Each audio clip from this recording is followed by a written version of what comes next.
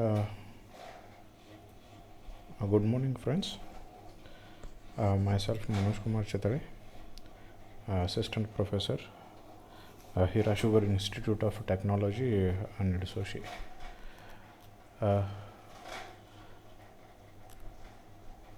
In this session, we people are going to discuss about the property sheet and property inspector. If you look at the windows, we people have already discussed that we people are treating each entity as a object here, and even this object has a certain properties, and we need certain windows that simply provide certain information about that is a object, that is the properties of these objects, and we people are simply using these two windows, that is a secondary windows. One is a property sheet, another one is a property inspector that provides the properties of these objects in an interface.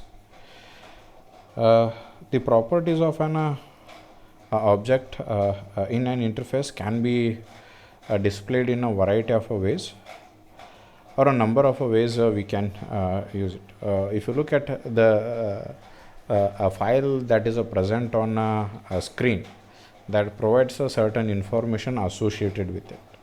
For example, we have a file name, the type of a file, so on and so forth. And here we people are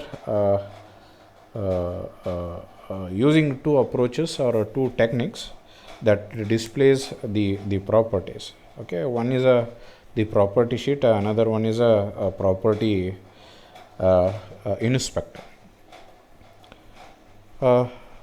The purpose that is used for presenting the complete set of properties of an object. If you look at the guidelines, we need to categorize as well as group within the property pages, or suppose if you group them, you can use a separate pages to represent or present the properties of those objects. We use a tabbed property sheets here.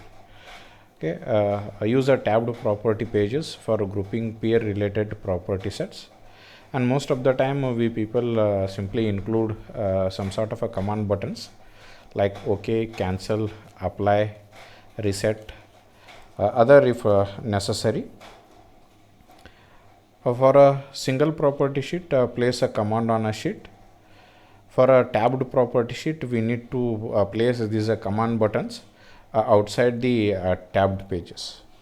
If you look at this purpose, most of the time this property sheet, that is a common way to present objects, a complete set of properties in a secondary window. And this property sheet is a modeless secondary window that simply provides the attributes of properties or attributes of a object or properties of an object that can be accessible, that is a user accessible, but the end user can view it but may not able to edit it.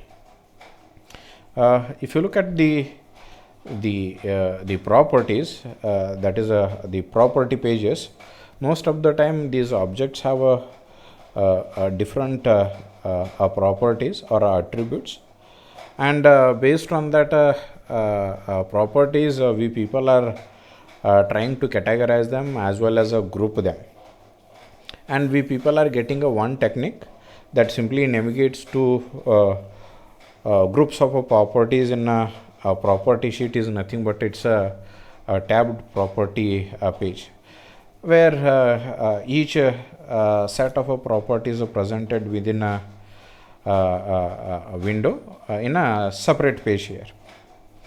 and here for each page we need to assign some sort of a label with the same set here, with the whatever the name we people are using, that should and must be present here.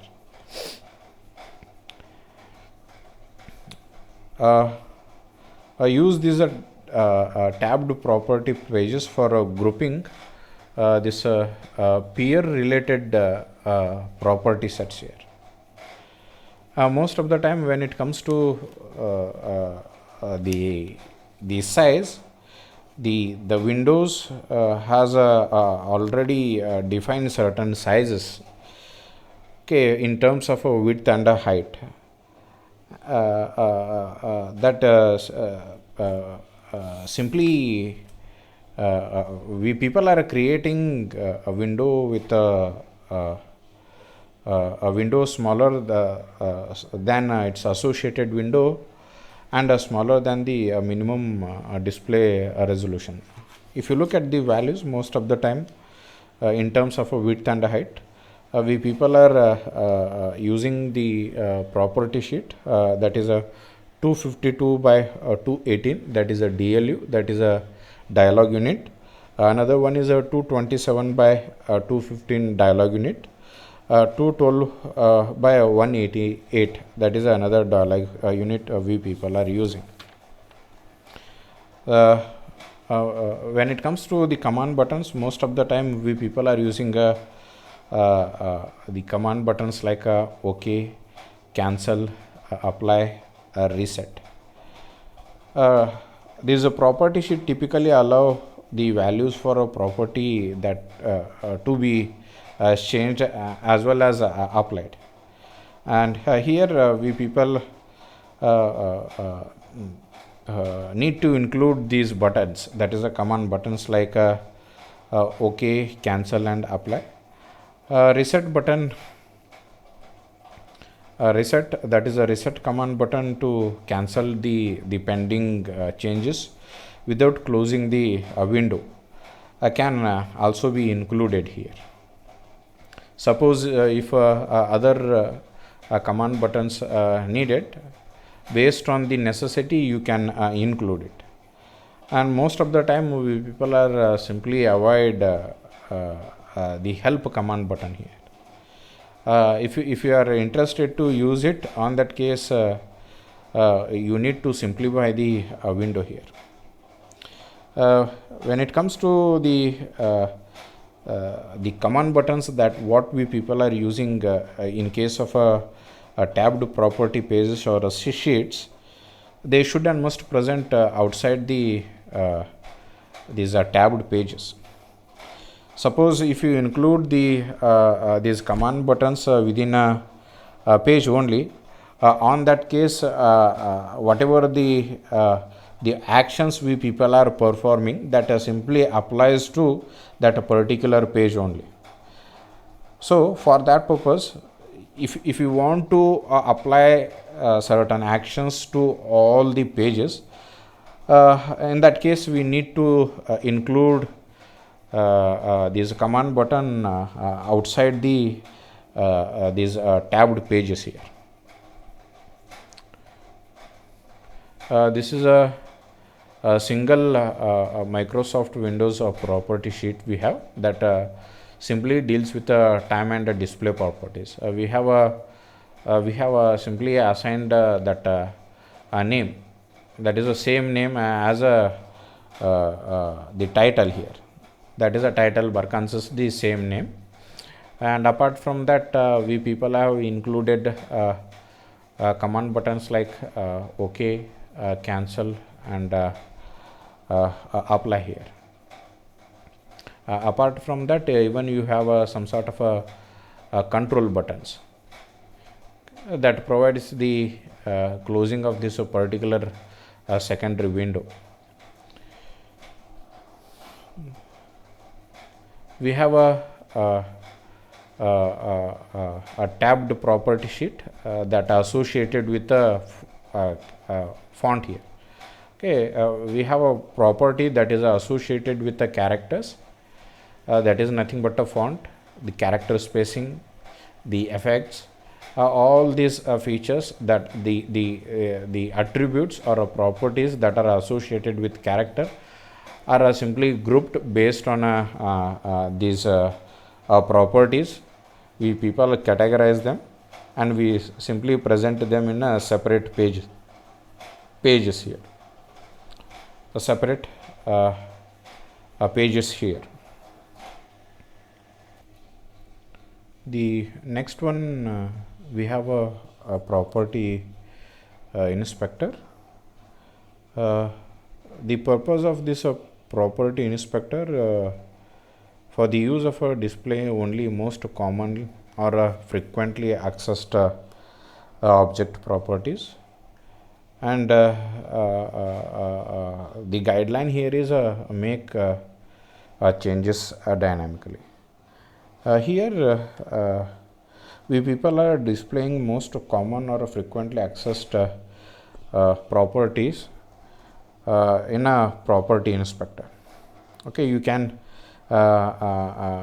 display the objects or properties by using some sort of a dynamic viewer or a browser that simply highlights or reflects the properties of the current selection here. We can use some sort of a palette windows just to create a property inspector. Another approach we can use here is you can enable the user to display the properties of various objects in a primary window, where you can insert some sort of a drop down a box that displays which particular object has been viewed. When it comes to making the dynamic changes,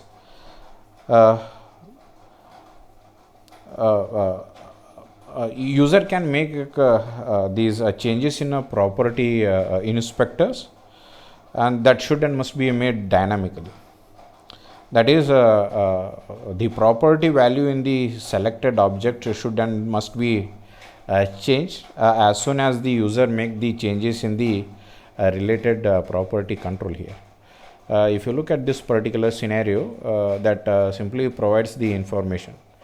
We have a property sheet, that is a Microsoft Windows property sheet we have, that is associated with a character. That simply defines which particular font we people are using, that is associated with the character, and what is the size of the font here. Okay, and whenever we perform some sort of operation here, that is dynamic changes, that is if I select a new another font, that should and must be applied to that content here. Or whenever I increase the fonts font size, that should and must be applied to the content here. These property sheets as well as these inspector, they are not exclusive interfaces. They can be included in an interface. They can be included in the interface here. The next one, we have a window box. The purpose is we are using this window box to display a message about a particular situation or a condition, and most of the time we people are including certain command buttons like OK, cancel, help, yes and no, stop, as well as we need to include certain buttons to correct the actions that are caused the message box to be displayed. Here even we people enable the title bar, enable the title bar, close box only if the message includes the cancel button, designate the most frequent or least destructive option as the default command button here. And these message boxes simply provide the information about the particular situation or a condition here. And typically we people include certain command buttons like OK, cancel, help, stop, so on and so forth. Okay, whatever the command button we people are adding here, that should and must be used to allow that message box interaction should and must be a simple one as well as a efficient one.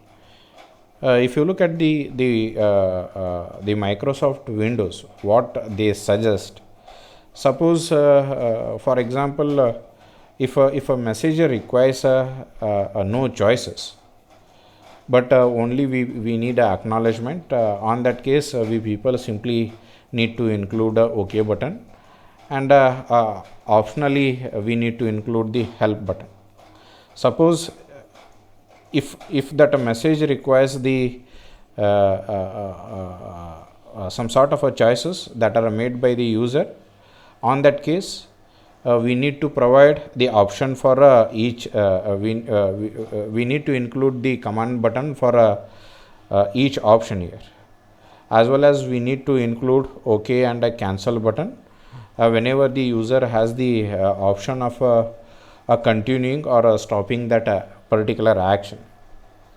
We need to use this yes or no buttons when the user has to decide how to continue.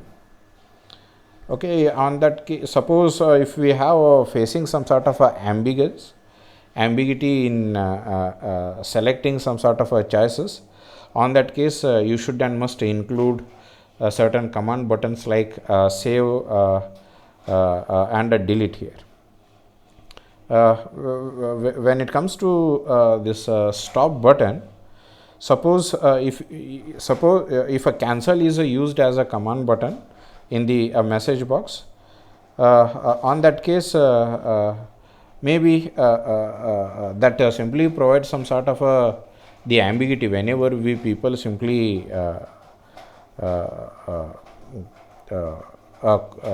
cancel that a particular message box here. In the sense, suppose if you think that if you cancel the message box, that leads to the that leads to the previous state of the process, that which particular process creates that a message box, that may not be the case here. Suppose if cancel is used in the message box, that cancel indicates that a state of a process or a task that started the message is being restored. You cannot restore that process. Maybe if you generate that interrupt process, that state cannot be restored here. Okay, for that purpose we people are using this stop instead of a cancel here, and we people are including the help button that provide some sort of a needed information. Okay, that allows the message text to be more succinct here. Even we people are including some other command buttons like close button as well as a default here. Okay, that this close button we need to include this close button whenever we have this cancel command button. Otherwise that the close operation simply provides the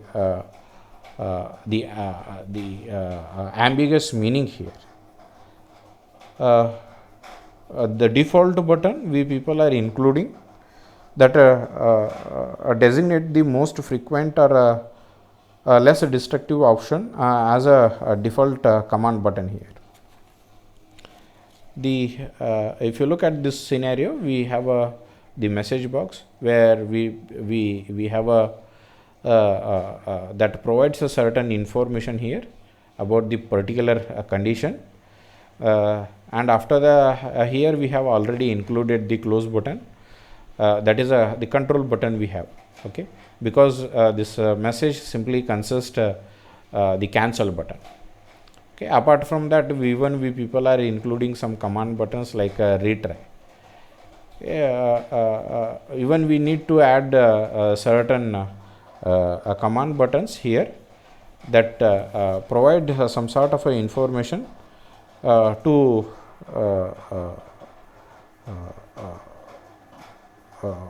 overcome or the processes that creates this particular message box here.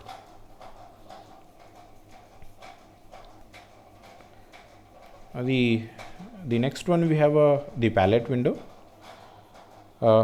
We people are using this palette window that provides a set of a control here. When it comes to this palette window, this is a modeless secondary window. Simply provides a set of controls here, or sometime even we call them as the utility window or a floating palette here. This palette window can be distinguished by their visual appearance. Okay, they simply consist a collection of images or colors or patterns here. Even we need to provide some title bar for this particular window here, that is the palette window here. That should and must be shorter and include even in some cases we may not use, or and most of the case we use the close button here. When it comes to the size, we need to design this palette window as a resizable one. Maybe you can use a fixed size, or maybe you can vary. That is that a user can resize these palette windows. We people are just using two approaches here, just to change the size. Okay. First one, we need to change the pointer image to the size pointer and place the size command here. Okay, that is present on the Windows shortcut menu. Here we need to preserve the window size as well as a position, so that the window can be restored if its associated primary window is closed and then reopened here. That is the palette window. If you, most of the time we people are using this palette window or a utility window in case of the paint. Okay, we will get the number of options here. Okay, what particular task we people are able to, for example, select, erase, okay, or putting some sort of a oval shape over the screen here, or you can fill the color, zoom, you can insert some sort of a text here, or you can draw some sort of a line by using or by selecting this particular control here. The next one, we have the pop-up window. The pop-up window,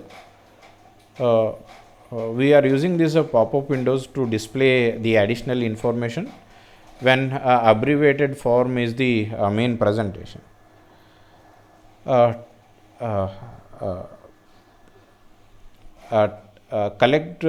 We can collect some sort of a secondary information as well as that simply provides some sort of textual labels for graphical controls and context sensitive health information.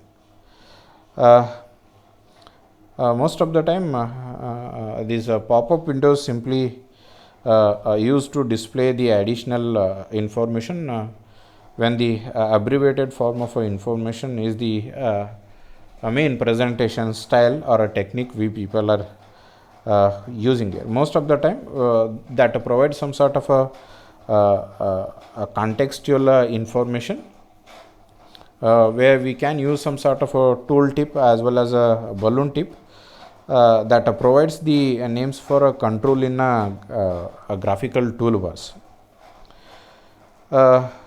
Even they also provide some sort of a sensitive help information. These pop-up windows do not contain some standard secondary window component such as a title bar and a close buttons here. If you look at the what guidelines we people are getting that is associated with this pop-up window here is present at the front of the screen here. Always we need to present these pop-up windows on top of the screen. Okay, that is on the a primary window, or it may be on a secondary window also. If you look at the window size, that should and must be a quarter to 1/3 window size. Even we can include some sort of a OK, cancel or a save button. Never display unsolicited pop-up windows.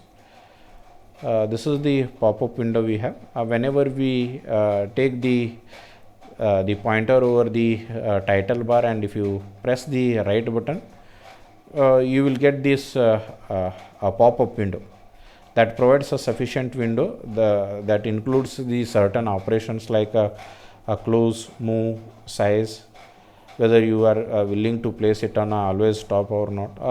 The properties are associated with that window also. The next one, we have a window management. Microsoft Windows provides several window management schemes like single document interface, multiple document interface, workbook and projects. That simply allows the end user to choose the right scheme to present an application's collection of related tasks or processes. And we people are considering a number of factors like intended users, the skill, the skill level, applications, what the type of a task that particular window performs, so on and so forth.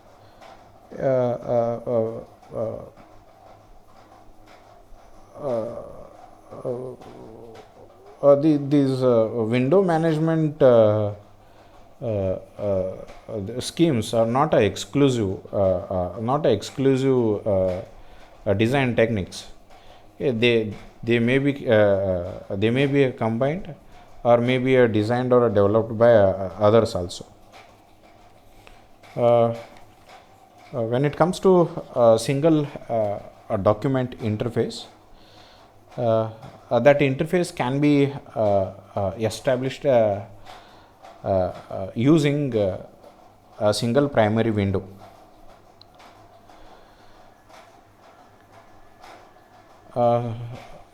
A single primary window, if you look at this single document interface, it's a single primary window with a set of secondary windows here. A single document window design is sufficient when the objects of primary presentation are uses as a single unit. For example, we have a folder or a document. If you look at a folder, that simply consists the other type of a data also. In a single document window design, most of the time this a primary window simply provides the work area, and we can use some sort of a secondary windows that simply provide some sort of additional information or a supplemental input here. And as well as you can view the information about the objects that are presented in the window here. When it comes to the proper usage, the object and the window have a simple one-to-one relationship, where the object's primary representation, we people are using this single document interface when an object's primary presentation or use is as a single unit. To support alternate views with a control that allows the view to be changed, to support a simultaneous view by splitting the window into two panes. The advantages with the single document interface, that is a most commonly used technique. Window manipulation is easier as well as less confusing, and we have a data centered approach here, okay, because there is a one-to-one relationship. Based on that, we can easily say that this particular technique uses this particular approach, that is a data centered approach here. The disadvantage associated with it, information is displayed or edited in a separate window. The next one, we have a multiple document interface. A multiple document interface can be used when multiple views of objects or multiple documents must be looked simultaneously. They provide a multiple views of the object. Also, we can compare related objects. Even these multiple document interfaces present multiple parts of the an application.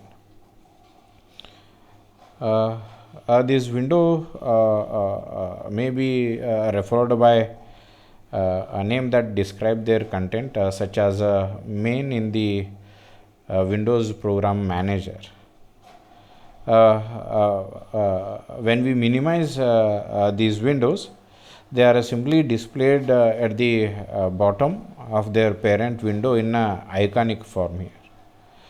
You can easily resize them, move them, as well as scroll them. The primary window menu bar content may change dynamically depending on the a multiple document interface window with the focus. When it comes to this a multiple document interface, we have a parent window that provides the visual as well as a operational framework for its child windows here. Typically, this child window share a number of properties like a menu bar of a parent window, a parent's interface such as a toolbar, status bar, and these components can be changed that reflects the command and attributes of the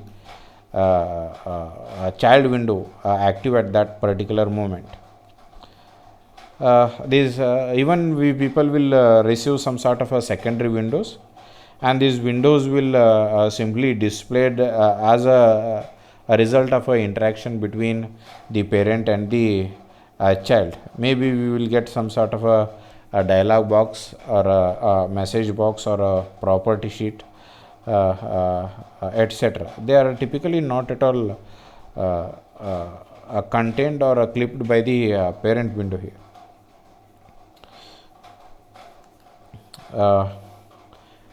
If a multiple document interface document is opened, the parent window opens first, and then associated child window document opens within it. When the user closes the parent window, all of its child windows should and must be closed here. The state of a child window, such as its size, the position within the parent window, we need to preserve. Okay, and whenever the user restore them, we need to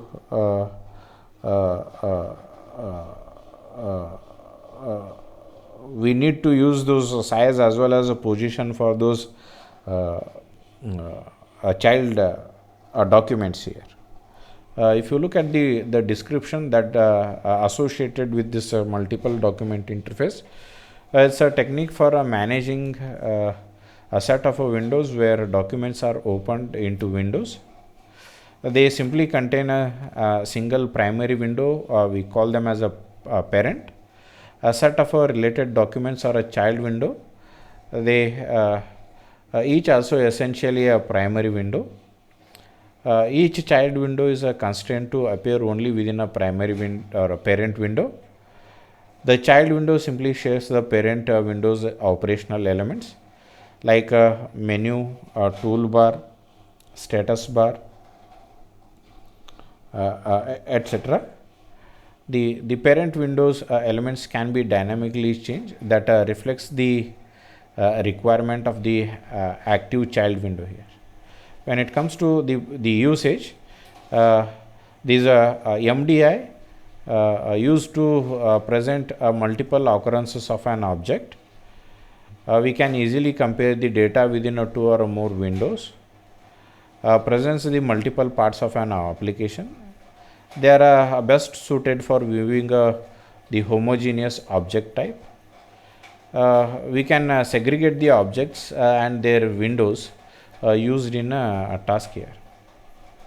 The advantages: the child windows share the parent windows interface components like a menus, toolbar, status bar, making it a very space efficient interface, useful for managing a set of objects, provides a grouping and a focus for a set of activities within a larger environment of the desktop. Next one, if you look at the disadvantages, reinforces an application as the primary focus. A containment for secondary windows within child windows does not exist. That are obscuring the window relationship and possibly creating a confusion, because the parent window does not actually contain the objects and the content cannot always be maintained on a closing and opening. The relationship between the files and their windows is abstract, making an MDI application more challenging for beginning users to learn. Confining child windows to the parent window can be inconvenient or inappropriate for some task. The nested nature of a child window may make it difficult for a user to distinguish a child window in a parent window from the primary window that is a peer with a parent window, but it is positioned on the top here. The next one, we have a workbook. A workbook is it's a scheme for managing a set of views of an object. That very similar to book or a notebook here. Within a workbook, we can view the objects, form of sections that can be presented within the workbook's primary window, rather than individual child window. Even we can use some sort of tabs for a navigational interface to move between different sections here. If you look at the description, a workbook is it's a window or it's a task management technique that consists of a set of views organized like a tab notebook. It is based upon the metaphor of a book or a notebook. Views of objects are presented as sections within the workbook's primary window. The child window do not exist in this particular section here, or this workbook here. Each section represents a view of data. Even we can include tabs for a navigation purpose here between these sections.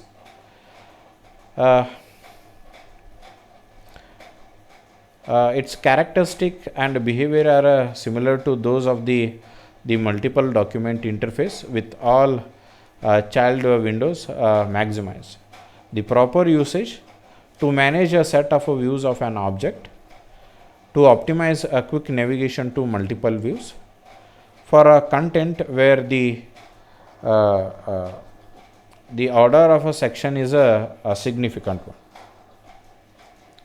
The advantages that are associated with it: provides a grouping as well as a focus for a set of activities within the larger environment of the desktop, that conserve the screen as well as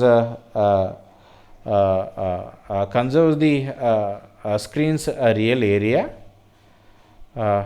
or we can say that a state.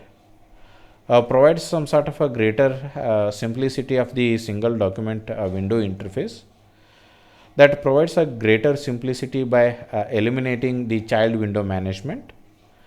Because we people are simply using the primary window here, that preserves some management capabilities of the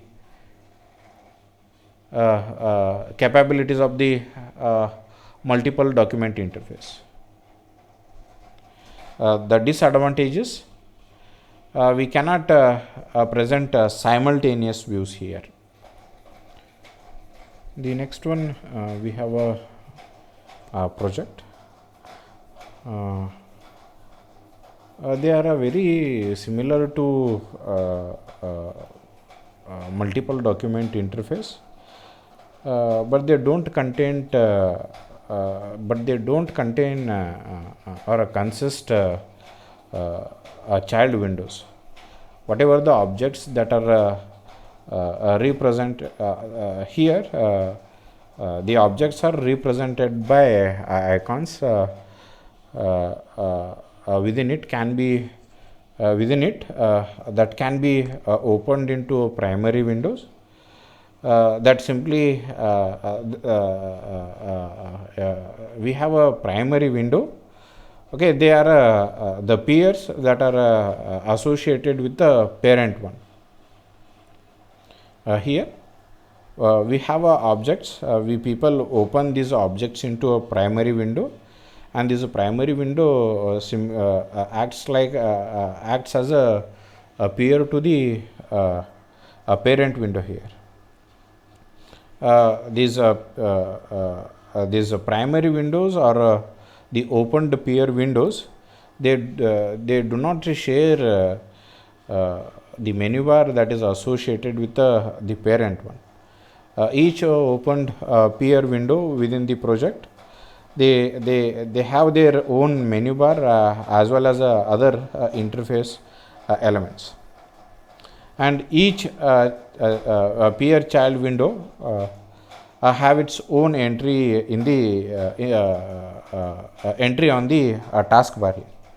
If you look at a description, a technique that consists of a container, project window holding a set of objects here. The objects being held within a project window can be opened in the primary windows that are peers with a project window here. The visual containment of the peer window within the project window is not necessary. Each opened window must possess its own menu bar and other interface elements. Each opened peer window